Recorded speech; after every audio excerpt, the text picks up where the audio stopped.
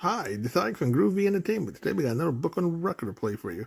Today's book is Sippin' Little Postman, the 1976 special edition. So let's get started.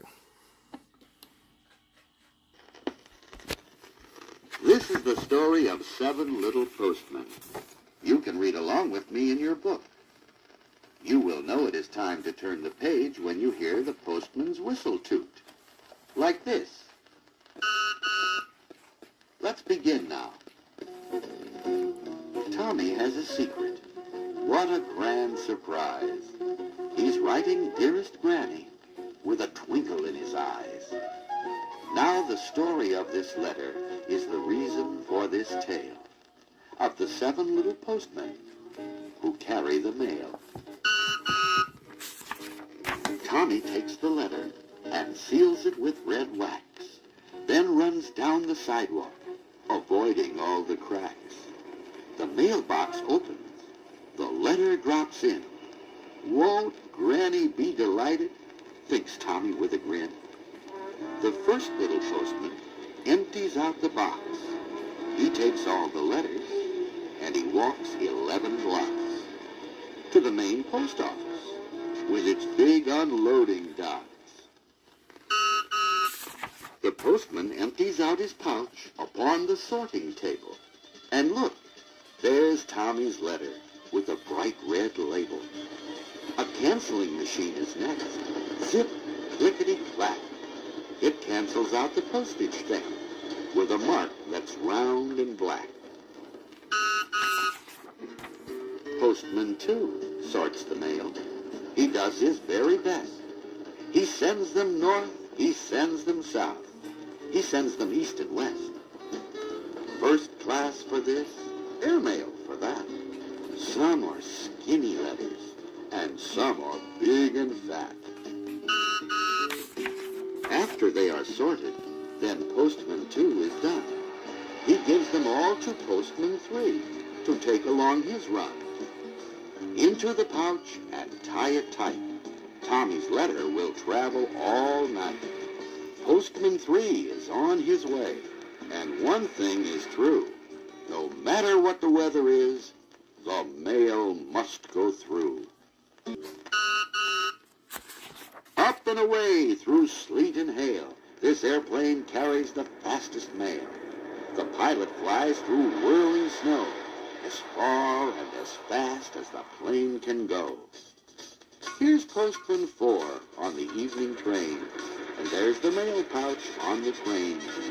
As the train speeds along the shining rails, he hooks the pouch, and away he sails. While the passengers sit and enjoy the ride, the postmen are working side by side. Tommy's letter gets sorted with the rest of the mail that's traveling off to the west.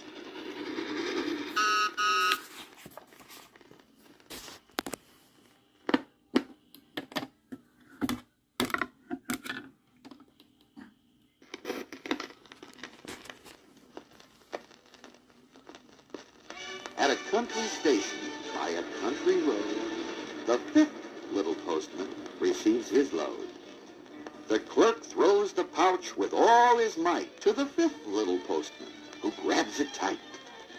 There goes the mail truck on its course, past some cows and a baby horse. Then comes a town that's so very small, the post office there is hardly one at all. A stack of mail is left at this stop, and there's Tommy's letter, right on top. Postman 6 must sort the mail again, but still it gets out by 10:30.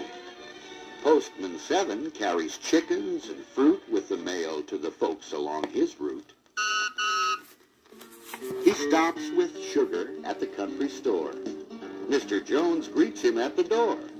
For Mrs. O'Rourke, with all her ills, he brings a bottle of bright pink pills. There's little Terry in his yard. The postman brings him a funny card. There's something for Sally, and something for Sam, and a recipe for Mrs. Ben for raspberry jam. There There were dozens of chickens for jolly Mrs. Pickens and a dress for a party for Mrs. McCarty. At the last house along the way sat the grandmother of the boy who had sent the letter. She had been wishing all day Tommy would come to visit, for she lived alone in a tiny house and sometimes felt quite lonely. Then she heard the postman's whistle. Land's sakes! Why, it must be Charlie with some mail for me.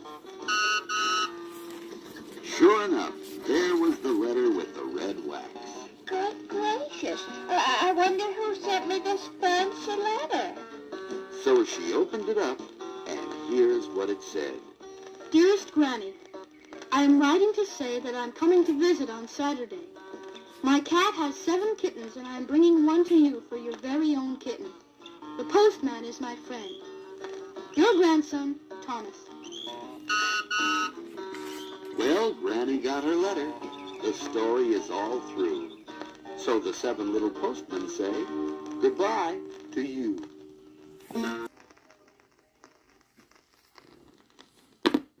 So that was the 7 Little Postmen, the 1976 edition. So if you like, subscribe, share, and comment, and have a groovy day. And our next book will be The Lioness.